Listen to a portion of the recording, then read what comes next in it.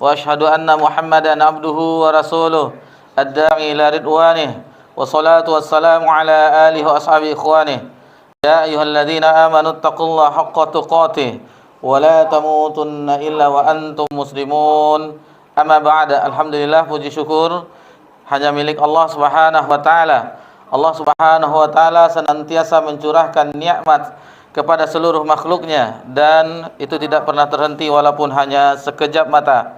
Salawat beriringkan salam kepada Nabi kita tercinta Nabi Muhammad sallallahu alaihi wasallam.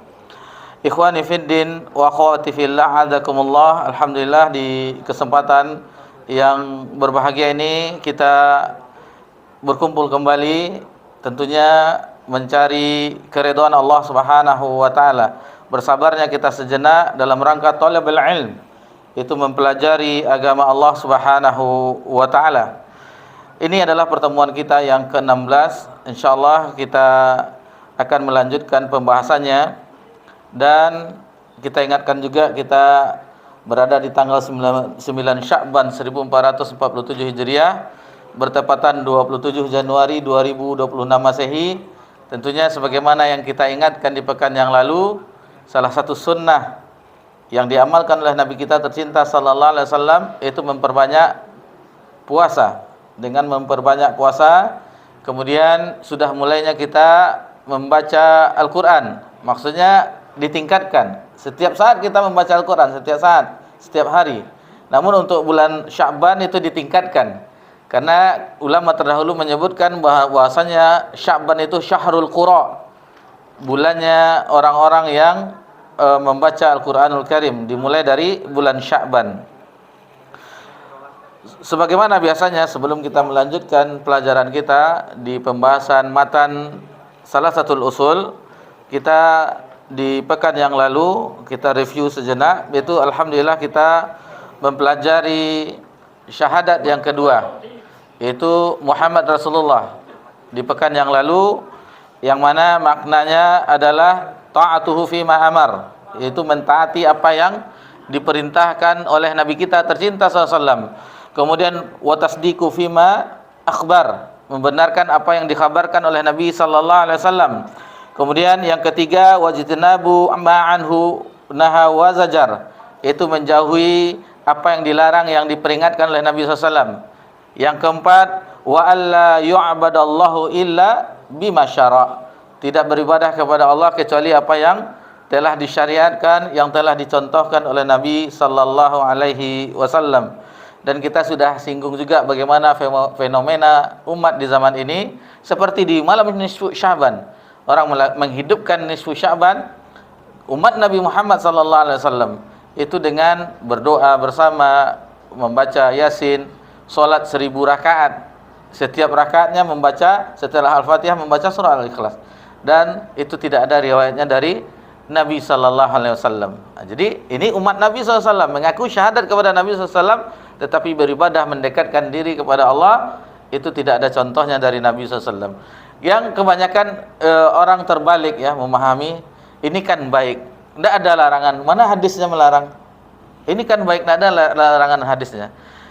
Karena tidak ada pemahaman di sebagian besar kaum muslim dalam masalah usul fiqh atau sesuatu kaidah yang mana dalam ibadah itu haram. Al-aslu fil ibadah haram. Asal usul dari ibadah itu haram, tidak boleh kita melakukan kecuali ada dalil yang menunjukkannya. Kalau segala sesuatu al-aslu fil ibahah, segala sesuatu itu al-aslu fi syai' al-ibahah, segala sesuatu itu asal muasalnya boleh. Sesuatu misalnya makanan, minuman, pakaian, semuanya halal kecuali ada dalil yang mengharamkannya. Makanlah buah-buahan sebut semuanya kecuali yang diharamkan. Makanlah, minumlah minuman itu semuanya kecuali yang diharamkan. Seperti itu kita kaedahnya dalam beragama. Nanti kalau semuanya pakai dalil, apel dalil makan buah apel, ada enggak nasnya? Ini minum jeruk misalnya, es jeruk, ada enggak dalilnya? Otomatis seperti juga pemikirannya jadinya. Jadi kalau untuk ibadah enggak boleh kita mengamalkannya kecuali ada dalilnya. Ada dalilnya kita amalkan. Segala sesuatu, pakaian boleh, mau pakaian baju koko, baju taluk Belangor, baju Melayu, baju jubah, baju apa, terserah. Yang penting tidak melanggar, tidak ketat, tidak tipis, dan seterusnya. Nah, ini seperti itu kita seharusnya memahaminya. Jangan dibalik. Kadang kita tanyakan, ini tidak ada Nabi melakukannya, tidak ada hadisnya melarang. Coba cari di kitab hadis, memang tidak ada hadisnya melarang. Tidak mungkin Nabi, oh ini tidak boleh 7 hari seperti ini tidak boleh ini. Tentunya tidak ditemukan. Tetapi ada tidak? Nabi juga kehilangan orang-orang yang dicintai oleh Nabi. Apakah Nabi melakukan hal yang dilakukan oleh kita di zaman sekarang? Nah, itu permasalahannya. Nah, jadi beranggapan baik, maka muncullah ibadah-ibadah yang tidak dicontohkan oleh Nabi SAW. Sementara kita mengikrarkan wa anna Muhammad Rasulullah. Kita dalam kesaksian kita, tetapi apa yang dikerjakan oleh Nabi SAW tidak kita contoh. Nah, ini miris kita terhadap yang mengaku umat Nabi Muhammad SAW, tetapi amat jauh dari apa yang diajarkan oleh Nabi SAW. Jadi alhamdulillah kita berusaha untuk mempelajari apa yang telah ditinggalkan oleh Nabi SAW, maka itulah yang kita amalkan. Karena kita tidak ingin di akhirat itu sudah capek-capek tidak dapat balasan. Orang yang tidak ada amalannya itu di akhirat itu capek tidak dapat balasan. Sudah beramal tetapi tidak mendapatkan ganjaran. Dari mana? Karena sebagaimana telah kita pelajari, syarat dari ibadah itu diterima ada 2. Pertama, ikhlas karena Allah. Itulah syahadat wa asyhadu an la ilaha illallah. Ikhlas. Kemudian yang kedua, wa asyhadu anna Muhammadar Rasulullah. Yaitu ittiba, mengikuti Nabi SAW. Salah satunya tidak ada, berarti tidak diterima. Taib. Kita tinggalkan yang syahadat Muhammad Rasulullah, kemudian kita menuju ke 4 rukun Islam selanjutnya. Mudah-mudahan di malam ini Allah mudahkan untuk menyelesaikannya. Jadi kita singkat saja karena ini berkaitan dengan ibadah fikih ya, salat, zakat, puasa dan haji.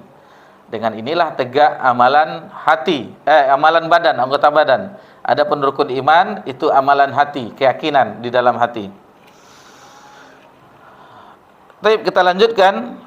Wa dalilus shalah waz zakah wa tafsir at-tauhid qauluhu ta'ala. Dalil dari salat, zakat dan tafsir dari tauhid yaitu firman Allah Subhanahu wa taala di dalam surah Al-Bainah ayat yang kelima. Wa ma umiru illa liya'budullaha mukhlishina lahud-din hunafa'a wa yuqimus shalah wa yuqimus salata wa yu'tuz zakah wa dzalika dinul qayyimah. Ini dalilnya disebutkan di sini umum dahulu. Jadi tidaklah kamu diperintahkan kecuali beribadah kepada Allah. Umum, dalam cakupan umum itu dengan ikhlas. Ibadah itu dengan ikhlas di atas agama yang lurus, kemudian yang khusus dikhususkan wa yuqimus shalah. Itu mendirikan salat, wa yu'tuz zakah, menunaikan zakat, wa dzalika dinul qayyimah. Nanti insyaallah akan kita jelaskan. Kita selesaikan yang rukun Islam ini insyaallah. Wa dalilus siyami qauluhu ta'ala, dalil dari puasa yaitu firman Allah Subhanahu wa taala, ya ayyuhalladzina amanu kutiba alaikumus siyam kama kutiba alal ladzina min qablikum la'allakum tattaqun, dalam surah Al-Baqarah ayat 183. Kemudian dalil berikutnya yaitu tentang haji. Wa dalil hajj qauluhu ta'ala walillahi 'alan nasi hajjul baiti man istata'a ilaihi sabila. Jadi bagi Allah lah, Allah mewajibkan bagi manusia untuk melakukan ibadah haji ke Baitullah man istata'a ilaihi sabila, bagi yang sanggup melakukan perjalanan. Wa man kafara fa innallaha ghaniyun 'anil 'alamin. Jadi barang siapa yang kufur terhadap perintah haji tersebut, maka sesungguhnya Allah maha kaya dan tidak membutuhkan sesuatu pun dari alam semesta ini. Ini dia 4 rukun Islam yang tersisa setelah kita pelajari yang pertama Adapun dalil dalam surah Al-Hajj yaitu dalam surah Ali Imran ayat 97. Baik, kita akan coba menjelaskan tentang ayat tadi. Ini adalah ayat yang biasa kita dengarkan, terutama perintah untuk ikhlas. Seluruh ibadah itu harus ikhlas, hanya mengharapkan ganjaran dari Allah Subhanahu wa taala. Kemudian di situ ada salat. Berapa banyak di dalam Al-Qur'an itu digandengkan antara salat dengan zakat. Salat adalah ibadah untuk badan kita. Badan membersihkan badan kita, anggota badan kita. Adapun zakat itu membersihkan harta kita. Itu amalan harta, adapun salat itu amalan anggota badan. Dan salat adalah amalan yang paling penting, di dalam amalan anggota badan. Sebagaimana tauhid dan iman, amalan yang paling pokok, amalan hati. Dan kita mengetahui keutamaan yang banyak tentang salat. Bahkan sebelum salat itu juga dipersiapkan. Apa dipersiapkan? Yaitu yang untuk salah satu syaratnya itu dengan menghilangkan najis. Berwudu bagi yang hadas kecil. Berwudu, dari berwudu itu syariat juga. Bagaimana Nabi SAW mengajarkan berwudu, hadis Utsman bin Affan. Yang mana Nabi Utsman memperagakan praktek wudu Nabi SAW. Dipraktekkan oleh Utsman bin Affan bagaimana cara wudu Nabi SAW. Lalu Utsman mengatakan, barang siapa yang berwudu seperti wuduku ini, maksudnya sebagaimana dicontohkan oleh Nabi SAW, itulah yang ganjarannya yang sebagaimana di dalam keutamaan wudu. Banyak keutamaan berwudu. Setelah berwudu kemudian berdoa lagi, doa sesudah wudu, ditambah salat sunat. Itu salah satu keutamaannya terdapat dalam Sahih Muslim, bahwasanya akan dibukakan pintu surga yang 8, yang mana yang disukai, untuk yang ke-8-8-nya itu dibukakan. Jadi terserah mau masuk pintu yang mana. Itu baru berwudu, belum lagi salatnya. Di berwudu itu saja berapa banyak digugurnya dosa-dosa, sampai di tetesan kuku kita itu air yang jatuh itu ikut serta dosa kita. Di berwudu, belum salatnya lagi. Salat tentunya menggugurkan dosa. Nabi menyebutkan betapa bersihnya orang yang melakukan salat, diumpamakan, hadisnya diriwayatkan Imam Bukhari dan Imam Muslim kalau tidak salah juga meriwayatkan, ibarat orang yang di depan rumahnya ada pemandian sungai. Seseorang itu mandi 5 kali sehari semalam. Apakah masih ada daki kotoran di dalam tubuhnya? Tentunya bersih. Begitu juga orang yang melakukan sholat 5 kali sehari dalam semalam, tentunya akan membersihkannya dari dosa.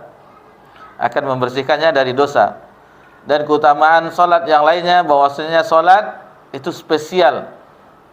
Kita mengetahui peristiwa Isra dan Mi'raj, yang mana ibadah selain salat, malaikat Jibril yang membawa perintahnya ke permukaan bumi. Sementara salat itu Nabi dimi'rajkan, diangkat ke langit. Ini khusus bagaimana perintah salat tersebut. Dan sangat aneh bagi orang yang berani sekali meninggalkan salat. Padahal dosa meninggalkan salat itu lebih besar daripada dosa berzina, dosa membunuh. Itu lebih besar dosanya meninggalkan salat. Bahkan Nabi mengancam perbedaan antara orang yang kafir dengan orang beriman, yaitu tarku shalah, meninggalkan salat. Itu bedanya. Meskipun para ulama berbeda pendapat hukum orang yang meninggalkan salat, kafir atau tidak, akan tetapi sebaiknya kita jauhkan itu. Dan ini adalah amal yang paling dicintai oleh Allah. Ahabbu ilallah, yang paling dicintai Allah, yang pertama itu as-salatu ala waqtiha, salat pada waktunya. Jadi banyak keutamaan salat yang tentunya kita hanya menyinggung saja. Kita tidak membahas bagaimana salat itu dan seterusnya, itu pembahasan fikih. Yang penting kita harus mengetahui salat kita itu harus sesuai dengan contoh Nabi SAW. Apa kata Nabi SAW? Sallu kama ra'aitumuni usolli. Salatlah kamu sebagaimana melihat aku salat. Nanti datang orang, emang hidup di zaman Nabi, kakek-kakekmu aja enggak jumpa dengan Nabi, apalagi kamu.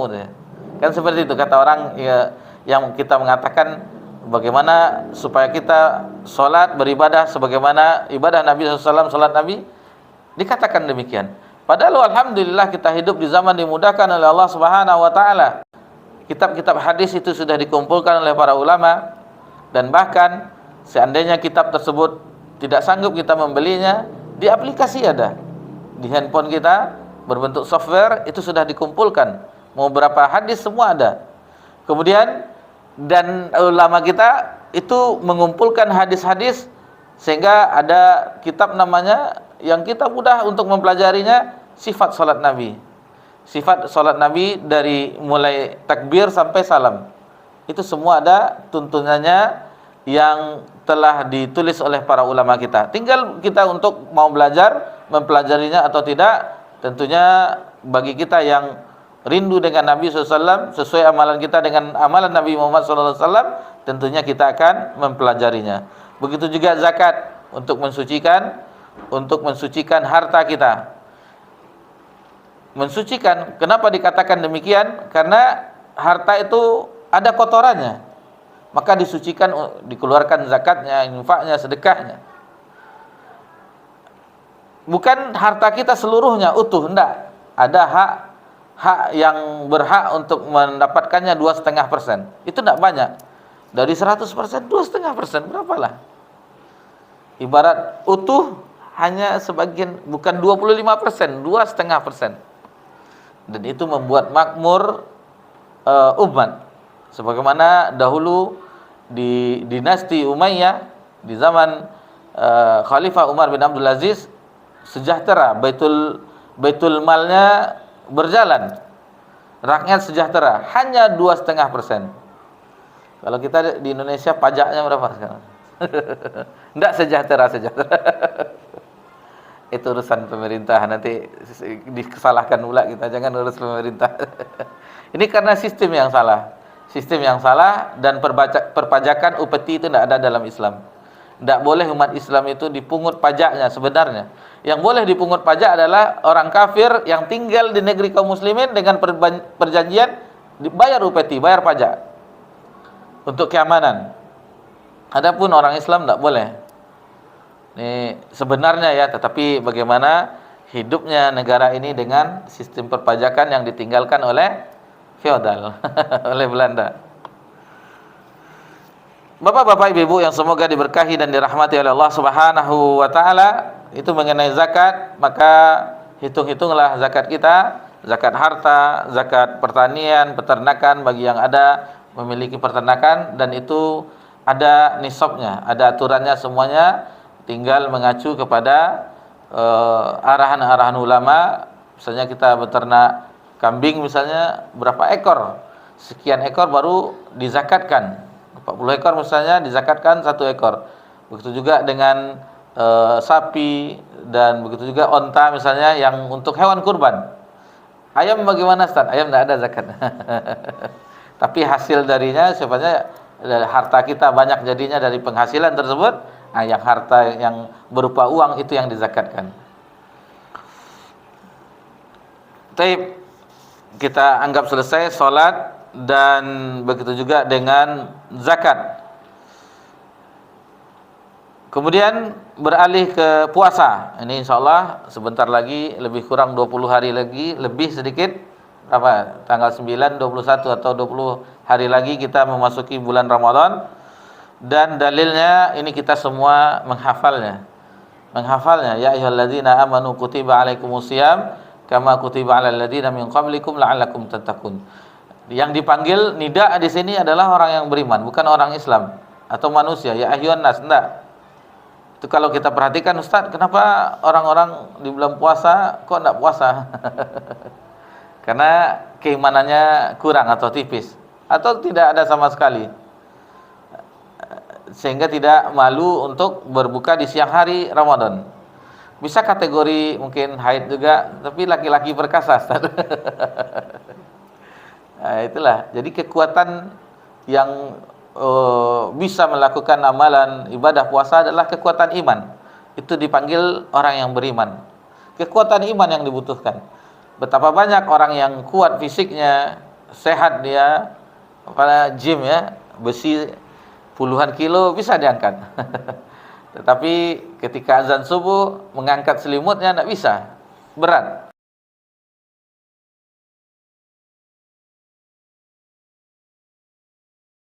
Berkilo-kilo dari sini sampai ke Palas balik lagi misalnya, atau sini sampai ke Kubang balik lagi, lari. Tapi masjid beberapa meter dari rumahnya tidak bisa, berat kakinya. Ini panggilan iman. Kalau tidak digerakkan oleh iman, berat semuanya. Jadi iman itu yang akan mendorong iman tersebut. Itu makanya iman itu yazid wa yanqus, bertambah dan berkurang. Adapun keutamaan puasa sangatlah banyak, keutamaan bulan Ramadan sangatlah banyak. Ini alhamdulillah, ini ada kajian kita yang spesial Ramadan di Kualu ya, Mushola Ali bin Abi Thalib. Itu telah dibahas banyaknya keberkahan di bulan Ramadan, banyak sekali. Tentunya hanya kita singgung sebagiannya saja. Di antaranya yaitu bahwasanya bulan ini bulan penuh berkah. Bulan penuh berkah, syahrun mubarak. Di sini bulan ini dibukakan pintu surga, futihatul abwabul jannah wa ghuliqul abwabul jahim, ditutup pintu neraka, kemudian setan-setan dibelenggu. Di bulan ini. Di bulan ini maksudnya bulan Ramadan ya, bukan Sya'ban. Kita membahas Ramadan. Di bulan Ramadan ada malam itu khairu min alfi syahrin, lebih baik daripada 1000 bulan. Kemudian di Ramadan itu setiap malamnya, setiap malam Allah membebaskan hambanya dari neraka. Jangan kalau di kajian-kajian menjelang tarawih itu setelah Isya kita biasa mendengarkan Ramadan itu ada tiga gelombang ya, tiga periode. 10 malam pertama itu adalah malam rahmat. Yang kedua malam ini. Yang ketiga baru pembebasan dari api neraka. Malam rahmat, malam ampunan, malam dibebaskan. Ternyata tidak ada Nabi menyebutkan demikian. Hadis yang sahih adalah setiap malam. Bayangkan setiap malam itu Allah membebaskan hambanya dari siksa api neraka. Kemudian di Ramadan selain lebih baik yang 1000 bulan tadi itu dikonversi 83 tahun 4 bulan. Ini bagi bapak-bapak kita, orang tua kita misalnya yang berumur sepuh ya, 60 ke atas. Sebenarnya kita ghibthah. Maksudnya ghibthah itu iri terhadap mereka, umur mereka 60, 70, seandainya 20 tahun mereka mendapatkan Lailatul Qadar, 8 kali 10, 800 kali 2 16 lebih, 1600 tahun. Itu kalau dapat Lailatul Qadar. Tapi kalau Lailatul Qadar tidak dapat, gimana Ustaz? Masa muda dulu awak preman Ustaz, baru tobat 2 tahun. Nah, ini bahayanya. Kemana masa mudanya? Nah, ini yang membuat kita sedih dengan misalnya yang kita sudah sepuh sampai umur di atas istilahnya zaman sekarang lolita, lolos 50 tahun. Nah, ini kemana dahulu masa mudanya? Nah, cuman dengan umur yang tersisa, mudah-mudahan Allah tutupi kekurangan di masa muda. Itu yang kita harapkan, diampuni oleh Allah Subhanahu wa taala. Ini keutamaan seperti yang misalnya 20 tahun mendapatkan Lailatul Qadar, itu sudah mengalahkan umur Nabi Adam. Nabi Adam umurnya 1000 tahun. Ini kasih sayang Allah terhadap umat Nabi Muhammad SAW. Allah bentangkan, Allah berikan pahala yang Allah tanpa pamrih di bulan Ramadan. Belum lagi umrah. Umrah di bulan Ramadan kal hajj, seperti haji. Au hajj ma'i, kata Nabi SAW di riwayat yang lain. Haji bersamaku. Belum, apalagi utamanya banyak, sangat banyak. Tapi jangan pula akal-akalan. Kadang-kadang orang kita ini aneh kan, akal-akalan. Pahalanya seperti haji. Tidak daftar haji dia, kan sudah umrah Ramadan. Kata ulama itu tidak menggugurkan kewajiban haji, maksudnya rukun Islam. Pahalanya, perhatikan pahalanya. Belum lagi di situ pahala umrah, pahala sholat di Masjid Nabawi 1000 kali kita Masjid Utsman nih sholat sekali di situ. 100.000 kali kita sholat di Masjid Utsman ini, sekali di Masjidil Haram. Kalilah waktunya itu 5 kali sehari semalam. Berapalah pahalanya? Habis kalkulator ngitungnya. Mudahnya Allah mudahkan pahalanya. Belum lagi sholat jenazah hampir di setiap waktu. Berapa kirot kita dapat pahala itu? Jadi ini keutamaan-keutamaan yang begitu banyak di bulan Ramadan. Tidak bisa kita menghitung. Dan mudah sekali orang berdermawan di bulan Ramadan, karena jiwa kita itu sudah dilatih dengan menahan hawa nafsu. Yang kita kembali ke ayat ini, bagaimana Allah memberikan penghargaan yang mulia di akhirat, yaitu la'allakum tattaqun, agar menjadi yang bertakwa. Pelajaran kami di Tazkiyatun Nufus di Masjid Taqwa di Simpang 3, ternyata yang bisa mengalahkan setan adalah takwa. Adapun kita banyak berzikir, kita berdoa, ini baca Quran, setelah selesai setan masuk lagi. Tetapi takwa yang ada di dalam jiwa kita, bersemi dalam jiwa kita, itu mengalahkan bujuk rayu syaitan. Takwa adalah banyak keutamanya, diantaranya di dalam surah At-Talaq, wa may yattaqillaha yaj'al lahu makhraja wa yarzuqhu min haitsu la yahtasib. Takwa adalah wasiat Allah dalam Al-Quran. Takwa adalah wasiat para nabi dan rasul. Jadi wasiat para nabi dan rasul itu takwa. Takwa adalah wasiat Nabi kita sallallahu alaihi wasallam, Nabi Muhammad sallallahu alaihi wasallam. Ittaqillaha haitsuma kunta wa atbil sayyatal hasana tamhuha wa khaliqin nas bi khuluqin hasanin.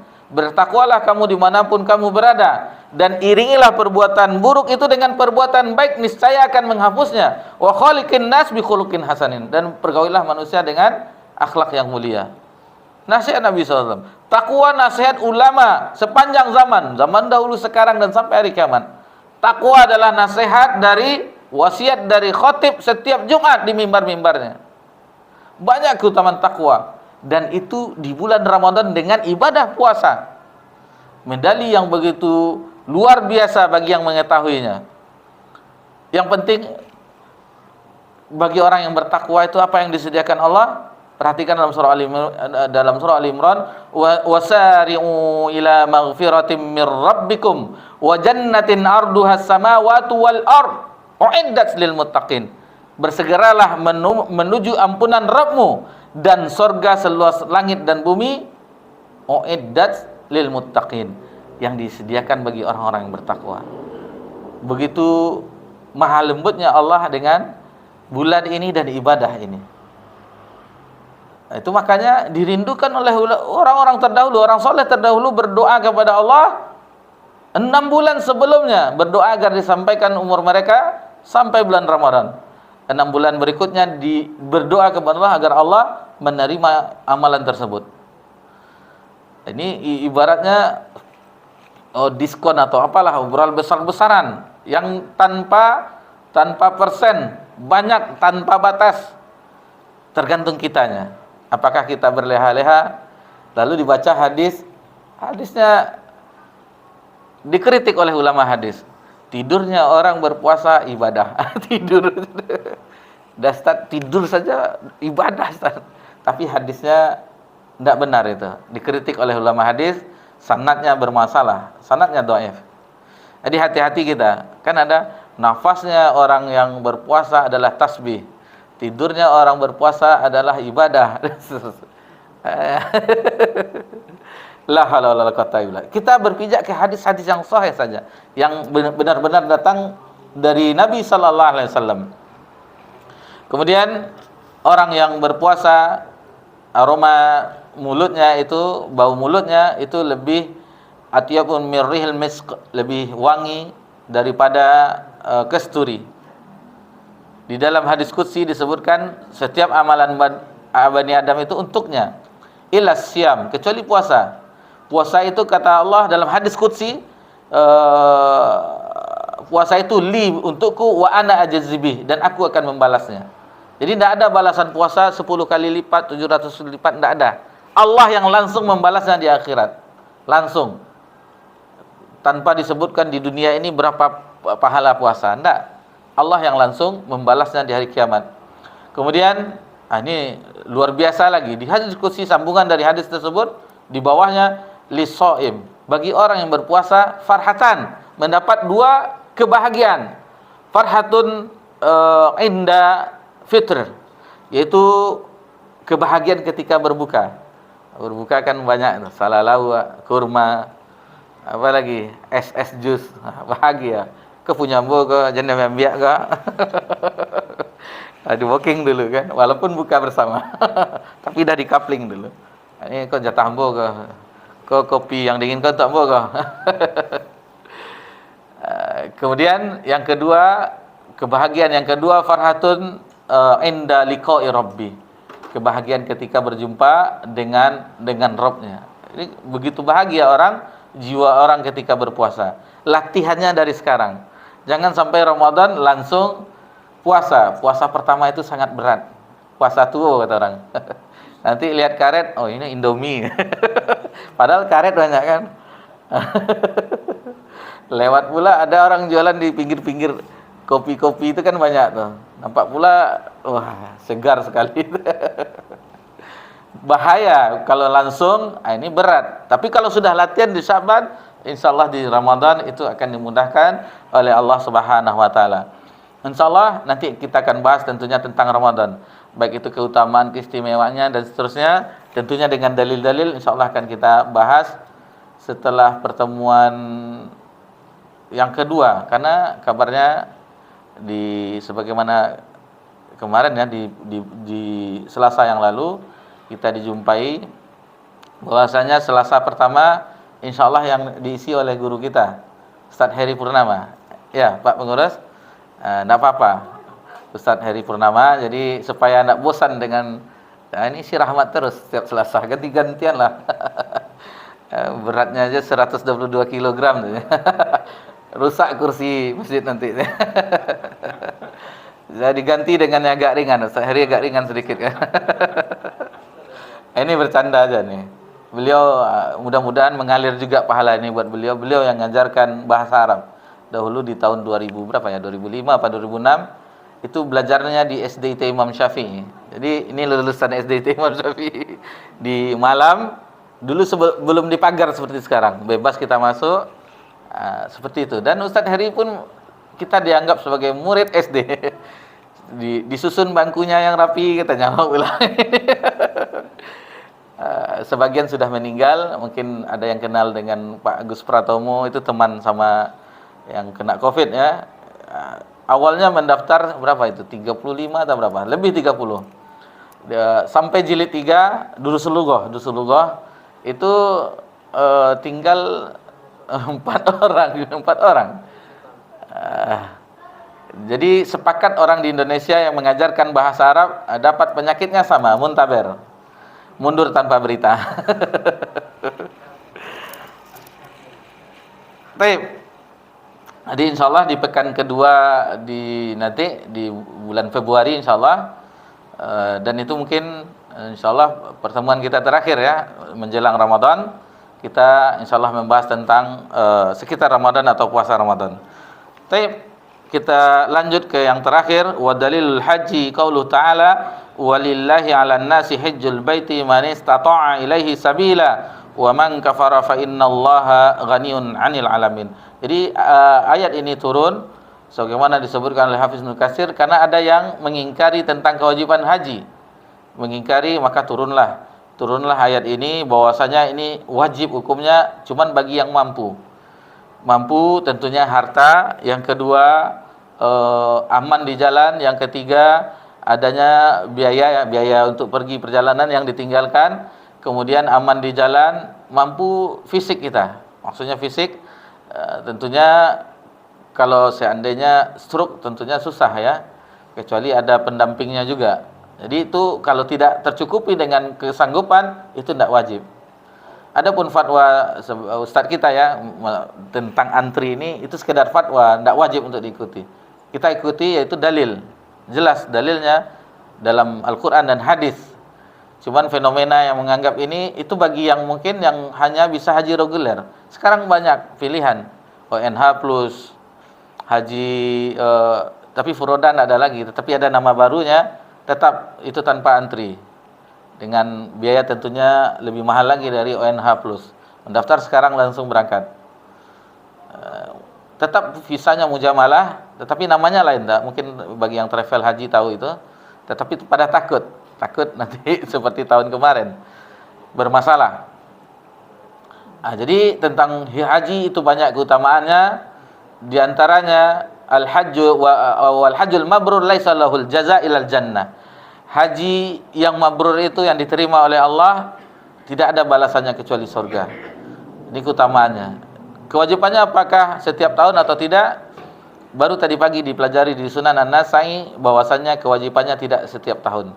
Seandainya ada yang sahabat yang bertanya, setiap kula yaum ya kula am ya Rasulullah, setiap tahun kah ya Rasulullah? Nabi diam. Lalu kata Nabi, seandainya iya kata Nabi maka wajib setiap tahunnya. Tetapi itulah kasih sayang Nabi SAW kepada umat ini, tidak wajib setiap tahunnya. Satu kali seumur hidup. Adapun haji berikutnya itu adalah hukumnya sunnat. Ulama terdahulu bersemangat dengan ibadah ini. Di antara ulama generasi tabi'in itu umur mereka sampai 90 tahun 70 kali berangkat haji.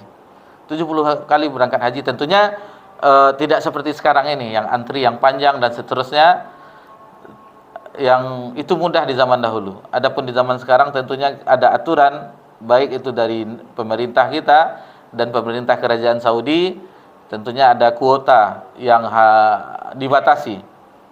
Maka hendaklah kita banyak berdoa kepada Allah agar dimudahkan semuanya. Kita mudah untuk sholat, adanya khusyuk di sholat kita, mudahnya kita berzakat. Atau kita tidak mampu, misalnya belum ada kewajiban infak, kita bersedekah. Kemudian begitu juga dengan puasa, terutama puasa di bulan Ramadan, dan yang haji. Tentunya haji setiap orang merindukannya. Ada dikisahkan, tapi benar ya, yang mengisahkan ustadz kita, salah seorang ustadz kita di Jawa, daerah Jawa, tapi itu ada program kristenisasi, dikristenkan, dibaptis, lalu diberi modal untuk usaha. Jadi ini biasanya dari segi harta ini orang mudah untuk menarik ke agama mereka.